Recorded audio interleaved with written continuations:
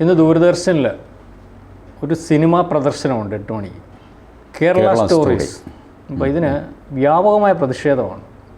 CPM-ൻ്റെ സംസ്ഥാന സെക്രട്ടറി ഗോവിന്ദൻ പ്രതിഷേധിച്ചിരിക്കുന്നു. പിണറായി വിജയനെ, സതീശനെ, പ്രതിപക്ഷ ഭരണപക്ഷ മുന്നണികൾ ഒന്നടങ്കം കേരള സ്റ്റോറീസ് കാണിക്കുന്നത് ഫാസിസത്തിൻ്റെ ഒരു മുഖമുദ്രയായിട്ടാണ്, മോദിയുടെ ധിക്കാരപരമായ സമീപനമാണെന്നാണ് പറയുന്നത്. എന്താണ് ഇതിനെപ്പറ്റി? അല്ല, ഇതേ ആൾക്കാർ പണ്ട് ആവിഷ്കാര സ്വാതന്ത്ര്യത്തിന് വേണ്ടി ബഹളം വെച്ചിരുന്നു. ഗോവിന്ദ് നിഹലാനിയുടെ തമസ് എന്ന സിനിമ, അത് ഈ നമ്മളുടെ രാമജന്മഭൂമി പ്രശ്നത്തിൻ്റെ നടുക്കാണ് തമസ് എന്ന സിനിമ വരുന്നത്. അപ്പോൾ അത് ദൂരദർശനിൽ കാണിക്കാൻ തീരുമാനിച്ചു. അത് പറ്റില്ല എന്ന് പറഞ്ഞു. അന്ന് ഹിന്ദു ഗ്രൂപ്പുകളാണ് അത് പറ്റില്ല എന്ന് പറഞ്ഞു. അത് കോടതിയിൽ പോയി. സുപ്രീം കോടതി പറഞ്ഞു മര്യാദയ്ക്ക് അത് കാണിക്കുന്നു. ദൂരദർശൻ പബ്ലിക് പ്രോപ്പർട്ടിയാണ്. ഈ സിനിമ ഓൾറെഡി സെൻസർ ബോർഡിൻ്റെ സർട്ടിഫിക്കറ്റ് കിട്ടിയതാണ്. അതുകൊണ്ട് അത് ദൂരദർശനിൽ കാണിക്കണം. അല്ലെങ്കിൽ നിങ്ങൾ ദൂരദർശൻ്റെ എന്തെങ്കിലും ന്യായം പറയുന്നത് കാണിക്കാതിരിക്കുക. നാട്ടുകാർ ബഹളം വെച്ചു എന്ന് പറഞ്ഞിട്ട് നിങ്ങൾ കാണിക്കാതിരിക്കരുത്. ഫൈനലി തമസ് കാണിക്കാൻ തീരുമാനിച്ചു. അതിന് മുമ്പും ഈ 1992 അയോധ്യ സംഭവം. അതിന് തൊട്ട് മുമ്പായിട്ട് റാം കെ നാം എന്ന് പറയുന്ന സിനിമ ഇറക്കി. റാം കെ നാം, രാമൻ്റെ നാമത്തിൽ. അപ്പോൾ അത് ഈ വിശ്വ ഹിന്ദു പരിഷത്തിനെയൊക്കെ ബ്ലോക്ക് ചെയ്യുക, പൊതുവെ ഹിന്ദു ഗ്രൂപ്പുകളെ ബ്ലോക്ക് ചെയ്യുക. ഇങ്ങനെ ഒരുപാട് സിനിമകൾ ഇറങ്ങിയിട്ടുണ്ട്. സിനിമ വെച്ച് ആ പൊളിറ്റിക്സിനെ മാനിപ്പുലേറ്റ് ചെയ്യാൻ ഇവർ നോക്കി. പക്ഷേ അതിനെയൊക്കെ അതിജീവിച്ചാണ് രാമൻ കടന്നു വന്നത്. അപ്പോൾ അതിനെ ചൊല്ലിയും ഇതുപോലെ വിവാദമുണ്ടായിരുന്നു. ഇവരുടെ അസസ്മെൻ്റ് എന്ന് വെച്ച് കഴിഞ്ഞാൽ 1989 രാജീവ് ഗാന്ധി പ്രധാനമന്ത്രി ആയിരുന്നപ്പോഴാണ് രാമായണം സീരിയൽ, രാമാനന്ദ് സാഗറിൻ്റെ രാമായണം, അത് ദൂരദർശനിൽ കാണിക്കാൻ തീരുമാനിച്ചതല്ല, ദൂരദർശൻ കമ്മീഷൻ ചെയ്ത പ്രോഗ്രാമാണ്. ദൂരദർശന് വേണ്ടി രാമാനന്ദ് സാഗർ ഇറക്കിയ സിനിമയാണ്. അല്ലാതെ സിനിമയായിട്ട് ഇറങ്ങിയിട്ട് പിന്നെ ദൂരദർശൻ കാണിച്ചതല്ല. ദൂരദർശന് വേണ്ടി ഇറക്കിയ സീരിയൽ, വളരെ നീളം കൂടിയ സീരിയലായിരുന്നു അത്. എന്തുകൊണ്ടോ ഈ രാമകഥയ്ക്കൊരു അട്രാക്ഷനുണ്ട്. എല്ലാവർക്കും അറിയാം, രാവണൻ സീതയെ തട്ടിക്കൊണ്ടുപോയി, രാമൻ പോയിട്ട് അവനെ തട്ടിയിട്ട് സീതയും കൊണ്ട് തിരിച്ചു വന്നു. ഇതാണ് രാമായണം. ഇതിപ്പോൾ ഈ എത്ര കാലമായി ഇത് കേട്ടിരിക്കും. പക്ഷേ ഇത് ആളുകളിരുന്ന് കാണാൻ തുടങ്ങി. ഈ ഹനുമാനെയൊക്കെ കാണുമ്പോൾ നമുക്കറിയാം റബ്ബർ കൊണ്ടുണ്ടാക്കിയ വാലാണ് ഹനുമാൻ്റെ. കാര്യമൊക്കെ ശരി, but still people enjoyed it. എൻ്റെ വീട്ടിലൊക്കെ അന്ന് TV പോപ്പുലറായി വരുന്നതേ ഉള്ളൂ. കളർ TV ഉള്ളത് എൻ്റെ വീട്ടിലാണ്. അയലൊക്കത്തെ ആൾക്കാരെല്ലാം കൂടെ എൻ്റെ വീട്ടിലന്ന് ക്യാമ്പിൽ. രാവിലെ ഇത് എല്ലാം ചായയും കൊടുക്കണം.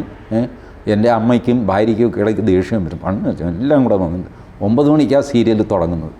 8:45 തന്നെ ഈ അമ്മച്ചിമാരെല്ലാം കൂടെ വന്ന് അവിടെ സ്ഥലം അങ്ങ് പിടിക്കും. ഇങ്ങനെയൊക്കെ ഉള്ളു.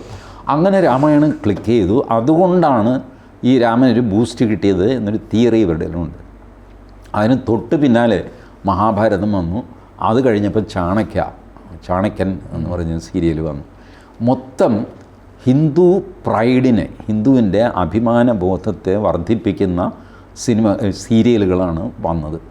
അതുകൊണ്ട് ഇവർക്കൊരു ശക്തി ഉണ്ടായി എന്നൊക്കെ ഇടതുപക്ഷം വിലയിരുത്തി. കോൺഗ്രസും നമ്മൾ ചെയ്തത് അബദ്ധമായിപ്പോയി. എന്ത് അബദ്ധമായിപ്പോയി?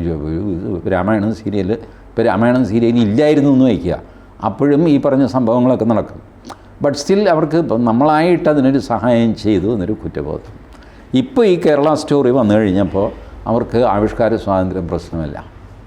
കേരള സ്റ്റോറി ഇവരുടെ സെൻസർ ബോർഡിൻ്റെ അനുമതി നേടി തിയേറ്ററുകളിൽ ഒരു റൗണ്ട് പ്രദർശിപ്പിച്ച് പോയ സാധനമാണ് കേരള സ്റ്റോറി. ഞാൻ കണ്ടത് എറണാകുളത്ത് ഷെണൈസിലോ അങ്ങനെ കണ്ടാണ് ഞാൻ കണ്ടത്. എനിക്ക് ഓർമ്മയുണ്ട്, കഴിഞ്ഞ വർഷവും മറ്റോ വന്നിട്ട് പോയി സാധനം. ഏകദേശം നല്ല കളക്ഷൻ ഉണ്ടാവുകയും ചെയ്തു. ഇപ്പോൾ അത് ദൂരദർശനിൽ കാണിക്കുന്നവർക്ക് പ്രയാസം എന്താ?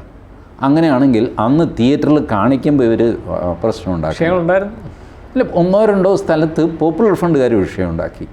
CPM-കാരില്ല, കോൺഗ്രസ്സുകാരുമില്ല, പോപ്പുലർ ഫണ്ടുകാർ വിഷയമുണ്ടാക്കി. ചില തിയേറ്ററുകളിൽ രഹസ്യമായിട്ട് പടം എടുക്കരുതെന്ന് വിളിച്ചു പറഞ്ഞാൽ പല തിയേറ്ററുകളും ചില സ്ഥലത്ത് ബ്ലോക്ക് ചെയ്യുകയൊക്കെ ചെയ്തു. ബട്ട് ദൂരദർശൻ ഇപ്പോൾ ഒരു പബ്ലിക് ബ്രോഡ്കാസ്റ്റർ എന്നുള്ള നിലയ്ക്ക് അവർ ഈ കേരള സ്റ്റോറി കാണിക്കുന്നതിൽ യാതൊരു തെറ്റുമില്ല. ഇപ്പോൾ ഇവർക്കും കേരള സ്റ്റോറിയുടെ വിഷമമൊന്നും ഉണ്ടായിട്ടില്ല. മുസ്ലിം വോട്ട് ഉദ്ദേശിച്ചാണ് ഇത് ചെയ്യുന്നത്. സംഗതി പ്രകടമില്ല. കാരണം കേരള സ്റ്റോറി ലവ് ജിഹാദിൻ്റെ ഒരു സ്റ്റോറിയാണ്. ലവ് ജിഹാദ് ഇല്ല എന്നൊക്കെ ഇവർ പറയുന്നു, അത് കുറച്ചേ ഉള്ളൂ. ശരി, കുറച്ചേ ഉള്ളൂ, അതൊരാൾ കാണിക്കുന്നു. അതിൽ നിങ്ങൾ ഇത്ര വേവലാതിപ്പെടാൻ കാര്യം എന്താ? അപ്പോൾ മുസ്ലിങ്ങളുടെ കൂടെയാണ് ഞങ്ങൾ എന്ന് വരുത്താനായിട്ട് കേരള സ്റ്റോറിയെ എതിർക്കണം. വാസ്തവത്തിൽ മുസ്ലിങ്ങൾക്ക് ഇതിനോട് വലിയ എതിർപ്പൊന്നുമില്ല. മുസ്ലിങ്ങളിലെ ഫ്രിഞ്ച് ഗ്രൂപ്പാണ് അന്നും ബഹളം വെച്ചത്, ഇന്നും അവർ ചിലപ്പോൾ ബഹളം വയ്ക്കും. ഈ കുറച്ച് പേര് അത് ഒരു പ്രധാന വിഷയമാക്കി മാറ്റിയിട്ട് ആ സമുദായത്തിൻ്റെ വോട്ട് വാങ്ങണം. അതിന് വേണ്ടിയിട്ടാണ് ഈ ബഹളം. അപ്പോൾ ബാക്കിയുള്ള സമുദായങ്ങൾക്കൊന്നും വോട്ടില്ലേ? ഇല്ല, കൺസോളിഡേറ്റഡ് വോട്ടില്ല. കൺസോളിഡേറ്റ് ചെയ്യാൻ എളുപ്പം മുസ്ലിം സമുദായത്തിനാണ്. ബാക്കിയുള്ളവർക്ക് കൺസോളിഡേഷൻ ഉണ്ട്, കേരളത്തിലില്ല. കേരളത്തിന് പുറത്താണ് ആ കൺസോളിഡേഷൻ. അതുകൊണ്ടാണ് രാഹുൽ ഗാന്ധി നോമിനേഷൻ പേപ്പർ കൊടുക്കാൻ വന്നപ്പോൾ കൊടിയില്ലാതെ പോയത്. മുസ്ലിം ലീഗിൻ്റെ കൊടിയില്ല, കോൺഗ്രസിൻ്റെ കൊടിയില്ല. ഇതാണ് പ്രശ്നം. കാരണം കേരളത്തിന് പുറത്ത് മറ്റ് കമ്മ്യൂണിറ്റീസും കൺസോളിഡേറ്റ് ചെയ്യുന്നുണ്ട്, ക്രിസ്ത്യൻസും ഹിന്ദുസും എല്ലാം. കേരളത്തിൽ എപ്പോഴാണോ ഒരു ഹിന്ദു ക്രിസ്ത്യൻ കൺസോളിഡേഷൻ ഉണ്ടാകുന്നത് അന്ന് ഈ നാടകം അവസാനിക്കും. അന്ന് പിന്നെ കേരള സ്റ്റോറി റിലീസ് ചെയ്ത് കഴിഞ്ഞാൽ പിണറായി കേരള സ്റ്റോറി ഞാൻ അത് കേട്ടില്ലല്ലോ, ഗോവിന്ദൻ പറയാം, അത് പരിശോധിച്ചിട്ട് പറയാം കഴിഞ്ഞു. അവിടെ ഈ സാധനം ഇപ്പുറത്ത് കൗണ്ടർ ബാലൻസിങ് ആയിട്ട് വന്നു കഴിഞ്ഞാൽ ഈ പറഞ്ഞ ആൾക്കാരെല്ലാം ഉടനെ സ്റ്റാൻഡ് മാറ്റും. അതുകൊണ്ടാണ് CAA പറ്റി ഒരു യോഗത്തിൽ മലപ്പുറത്ത് CAA പറ്റി പിണറായി വിജയൻ പ്രസംഗിക്കും. നെയ്യാറ്റിൻകരയിൽ വന്നപ്പോൾ CAA വിഷയമില്ല. ഇതാണ് തെരഞ്ഞെടുപ്പിൻ്റെ കളി. അതുകൊണ്ട് കേരള സ്റ്റോറി കാണിക്കരുതെന്ന് പറഞ്ഞ് ഇതിപ്പോൾ ഇവർ വിചാരിച്ചാൽ ദൂരദർശൻ്റെ ബ്രോഡ്കാസ്റ്റ് തടയാനൊന്നും പറ്റില്ല. ദൂരദർശൻ അത് കാണിക്കും. ഫലത്തിൽ ഇത് കൂടുതൽ പേര് കാണാനിടയാവും. ഇവരുടെ ഈ ബഹളം കൊണ്ട് കൂടുതൽ പേര് ഇത് കാണും. നമ്മളൊരു വിവാദമാകുമ്പോഴാണല്ലോ എന്നാൽ ഒന്ന് കാണാം. ഇന്ന് രാവിലെ എൻ്റെ ഭാര്യ എന്നോട് പറഞ്ഞു, എന്താ അത് ദൂരദർശനം കാണിച്ചാൽ എന്താ? ഞാൻ കാണും. ഞാൻ പറഞ്ഞു, ഇത് നമ്മൾ രണ്ടുപേരും കൂടെ പോയി കണ്ടതല്ലേ, അതൊക്കെ അങ്ങനെ ശരിയാവില്ലല്ലോ. But she is going to spend at least 2-3 hours in front of Doordarshan. Doordarshan സാധാരണ ആരും കാണാത്ത ചാനലാണ്. ദൂരദർശൻ ഈ സമയത്ത് നോക്കി ഭയങ്കര വ്യൂവർഷിപ്പായിരിക്കും. കാരണം എല്ലാവരും ഇതൊന്ന് കാണണമല്ലോ എന്ന് പറഞ്ഞിട്ട് കാണും. ഈ സിനിമയുടെയൊക്കെ പ്രത്യേകത ഇതാണ്. നിങ്ങളത് വിവാദമാക്കി കഴിഞ്ഞാൽ, സിനിമ, പുസ്തകം, കലാസൃഷ്ടി ഇത് വിവാദമാക്കി കഴിഞ്ഞാൽ അത് കൂടുതൽ പേര് കാണും, കൗതുകം കൊണ്ട് കാണും. അതിനോട് സപ്പോർട്ടുണ്ടോ ഇല്ലോ നമ്മൾ വേറെ കാര്യം. കാഴ്ചക്കാരുടെ എണ്ണം വർദ്ധിക്കും. അതിൽ കുറേ അധികം പേര് സ്വാധീനിക്കപ്പെടുകയും ചെയ്യും. ആ മണ്ടത്തരമാണ് ഇപ്പോൾ പിണറായിയും ഇ ഡി സതീശനും കാണിച്ചിട്ടുള്ളത്. ഞാൻ കേരള സ്റ്റോറി എന്നുള്ള സിനിമ ദൂരദർശനിൽ കാണിക്കണമെന്നും പറ്റുമെങ്കിൽ മറ്റ് ചാനലുകളും കാണിക്കണമെന്നുള്ള അഭിപ്രായക്കാരനാണ്. ഇതുണ്ടെന്ന് ഈ ഫിനോമിനം ഉണ്ട്. നിങ്ങളിത് മറച്ചു വയ്ക്കും തോറും ഇതിന് ശക്തി കൂടുകയുള്ളൂ. ഇപ്പോൾ സാത്താൻ സേവ, ലൂസിഫർ ആരാധന, ഇതിൻ്റെയൊക്കെ നേർക്ക് കണ്ണടച്ചു. അവസാനം ഇപ്പോൾ ആത്മഹത്യ സംഗതിയൊക്കെ ആയിക്കഴിഞ്ഞപ്പോൾ ഇതെന്താണെന്ന് പോലും അറിയാൻ മേലാതെ ചുറ്റിത്തിരിയുന്നു. ഇതിന് മുമ്പ് തന്നെ എക്സ്പോസ് ചെയ്തതായി ഇങ്ങനെ ഒരു സംഗതിയുണ്ട്. കവറേജ് കൊടുക്കുക അവർക്ക്. നിങ്ങൾ ഈ TV എന്ന് പറഞ്ഞു കഴിഞ്ഞാൽ ഒരു 10 രാഷ്ട്രീയക്കാരും ഒരു ആങ്കറും ചേർന്നൊരു സംവിധാനമാണ് ഇപ്പോൾ കേരളത്തിലെ TV ചാനലുകൾ. മറ്റുള്ളവരൊക്കെ തൊട്ടുകൂടാത്തവരാണ് അവർക്ക്. പ്രശാന്തിൻ്റെ അഭിപ്രായം പറഞ്ഞാൽ വരില്ല, ഒരു സാധാരണക്കാരൻ എന്നുള്ള നിലയ്ക്ക് വരില്ല. സാധാരണക്കാരനെ പോലും അവർ തിരഞ്ഞെടുക്കും. അവർ ചിലപ്പോൾ ഫീൽഡിൽ ഇറങ്ങാറുണ്ട് പച്ചക്കറിയുടെ വില അറിയാനായിട്ട്. പച്ചക്കറിയുടെ വില അറിയാൻ സാമാന്യം തരക്കേടില്ലാത്ത മുഖസൗന്ദര്യമുള്ള ഒരു അമ്മച്ചിയെ നോക്കി ആ അമ്മച്ചിയുടെ അടുത്ത് പോയിട്ട് ചോദിക്കും. അതല്ലാതെ പല്ല് പൊങ്ങിയോ പല്ലില്ലാതെ ഇരിക്കുന്ന അമ്മച്ചിയോട് അവർ ചോദിക്കില്ല. They decide who is to be shown in the TV. ഇത്രയ്ക്ക് നാരോ മൈൻഡഡ് ആയിരിക്കുന്നു നമ്മളുടെ TV ചാനലുകളെല്ലാം. പിന്നെ അതൊക്കെ പ്രൈവറ്റ് കമ്പനിയാണ്, എന്ത് കാണിക്കണം കാണിക്കരുതെന്നൊക്കെ അവരുടെ ഇഷ്ടം. എന്നാലും നമ്മൾ വിചാരിക്കുന്നത് സമൂഹത്തിൻ്റെ ഒരു ശരീരൂപം അതിൽ കാണാൻ പറ്റുമെന്നാണ് നമ്മളൊരു ധാരണ. അത് കാണണ്ട, ഞാൻ കാണിക്കുന്നത് മാത്രം താൻ കണ്ടാൽ മതി എന്നാണ്.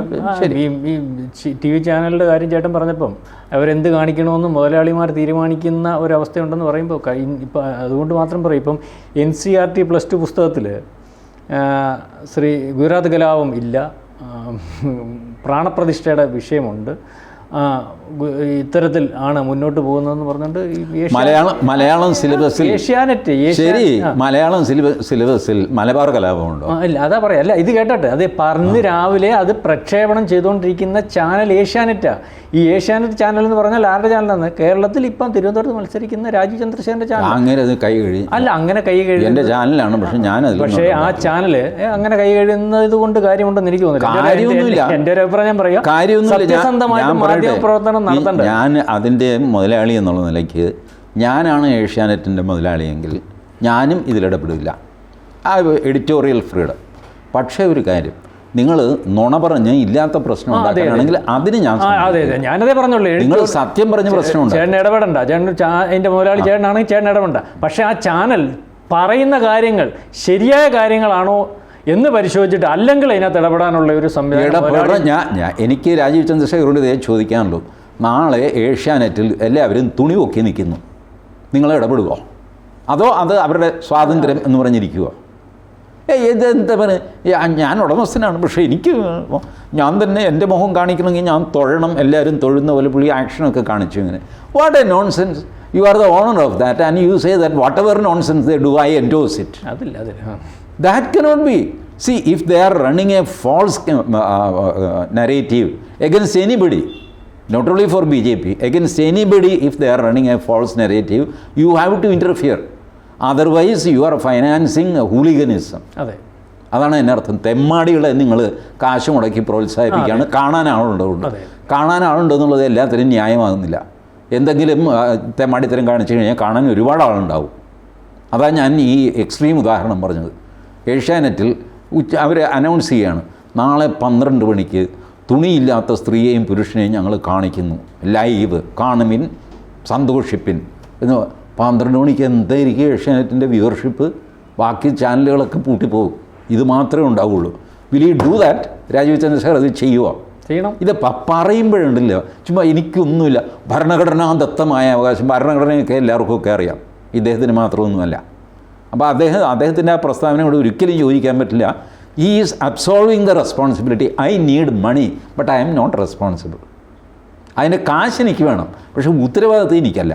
ഉത്തരവാദിത്തം പിന്നെ ആർക്കാം? അത് സമൂഹത്തോട് സമീപനമാണ്. ആ ഇക്വേഷൻ അംഗീകരിക്കാനേ പറ്റില്ല. അതുകൊണ്ടാണ് I M dead against this type of operations.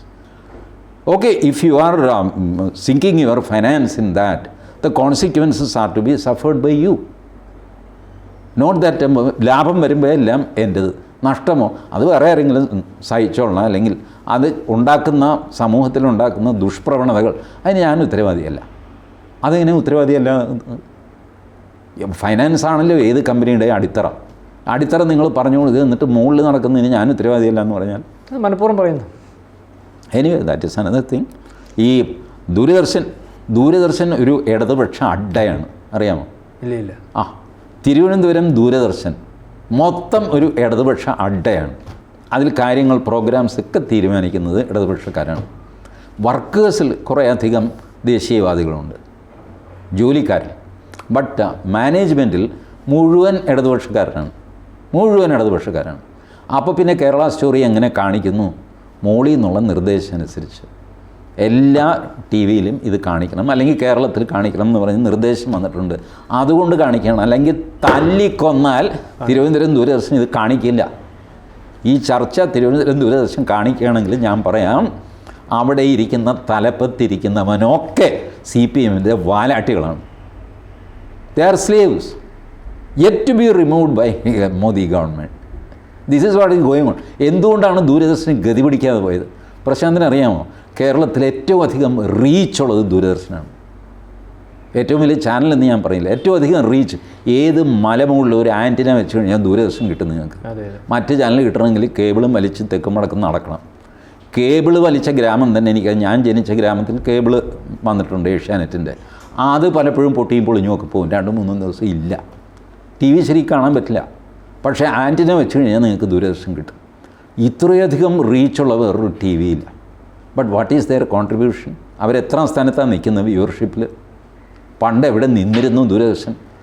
Channel മാറ്റി ദൂരദർശനിൽ എത്തിക്കഴിയുമ്പോൾ വീട്ടിലെത്തുക അന്തരീക്ഷമായിരുന്നു.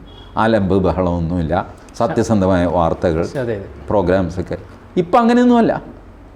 ഇപ്പോൾ ആർക്കും ദൂരദർശൻ വേണ്ടല്ലോ. ആ ഇടതുപക്ഷത്തിൻ്റെ വാലായിട്ടാണ് ഇത് നടക്കുന്നത്. ഞാൻ അന്തം വിട്ട് പോയിട്ട് മോദിയുടെ മേക്ക് ഇൻ ഇന്ത്യ അതിൽ ചർച്ച നടക്കുന്നു ദൂരദർശൻ. മേക്കിംഗ് ഇന്ത്യ ഇറങ്ങിയ കാലത്താണ്. 7 പേരുണ്ട് പാനലിസ്റ്റ്. 7 പേരും മേക്ക് ഇൻ ഇന്ത്യ യൂസ്ലെസ് ആണെന്ന് പറയുന്നു. എനിക്ക് നരേന്ദ്രമോദിയെ ദൂരദർശൻ പൂഴ്ത്തിക്കൊണ്ടിരിക്കണം എന്നല്ല ഞാൻ പറയുന്നത്. നിങ്ങൾ ഈ 7 വിദഗ്ധന്മാരെ വിളിച്ചിട്ട് ഒരാളും ഈ മേക്ക് ഇൻ ഇന്ത്യ നല്ലതാണെന്നോ അല്ലെങ്കിൽ കുറച്ചുകൂടെ ഭേദമാണെന്നോ ഒന്നും പറയാനില്ല. All 7 were speaking against making in India. What is that program? എന്ത് പ്രോഗ്രാമാണിത്? 7 മാർക്സിസ്റ്റുകാരെ വിളിച്ചു, അവർക്ക് വഴിച്ചെലവ് അത് ഇത് കാശൊക്കെ കൊടുക്കും ദൂരദർശൻ. മറ്റ് ചാനൽ പോലെയല്ല, ദൂരദർശന് കാശ് കൊടുക്കും. അല്ല, അവർക്ക് ജീവനക്കാർക്ക് ഉദ്ദേശിക്കേണ്ട കാര്യങ്ങൾ പറയേണ്ട ആൾക്കാരെ വിളിച്ചു, അവർ പറഞ്ഞു. അപ്പോൾ എന്ത് തന്നെ പിന്നെ ഇതിൻ്റെ കൂടെ ചേർക്കാനുള്ളത് കേരളത്തിലെ BJPക്കും ഇത് വേണ്ട. I have been telling this. ഏറ്റവും കൂടുതൽ റീച്ചുള്ളൊരു മാധ്യമം നിങ്ങളുടെ കയ്യിലിരിക്കുന്നു, ഭരണകക്ഷിയുടെ കയ്യിൽ. നിങ്ങളതിൽ കള്ളത്തരവൊന്നും കാണിക്കേണ്ട, സത്യം പറഞ്ഞാൽ മതി. ഒരു കള്ളത്തരവും കാണിക്കേണ്ട, നിങ്ങൾ സത്യം പറയുക. കള്ളം ബാക്കിയുള്ളവർ പറയുന്നുണ്ടല്ലോ, നിങ്ങൾ സത്യം മാത്രം പറഞ്ഞാൽ മതി.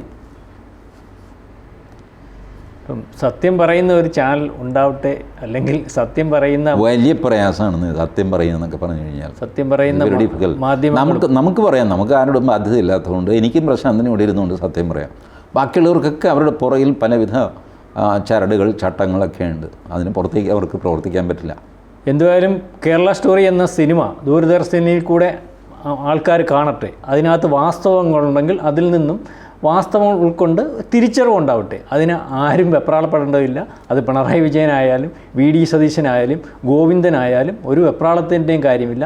നടന്ന കാര്യങ്ങൾ ആണെങ്കിൽ അതിന് നടക്കാതിരിക്കുന്നതിന് വേണ്ടി ശ്രമിക്കട്ടെ, നടന്നതല്ലെങ്കിൽ അതൊരു ആവിഷ്കാര സ്വാതന്ത്ര്യമായിട്ട് കണക്കാക്കട്ടെ. കൂടുതൽ വാർത്തകളും വിശേഷങ്ങളും നിങ്ങളിലേക്ക് എത്താൻ ABC മലയാളം സബ്സ്ക്രൈബ് ചെയ്യുക, ബെൽ ബട്ടണും അമർത്തുക.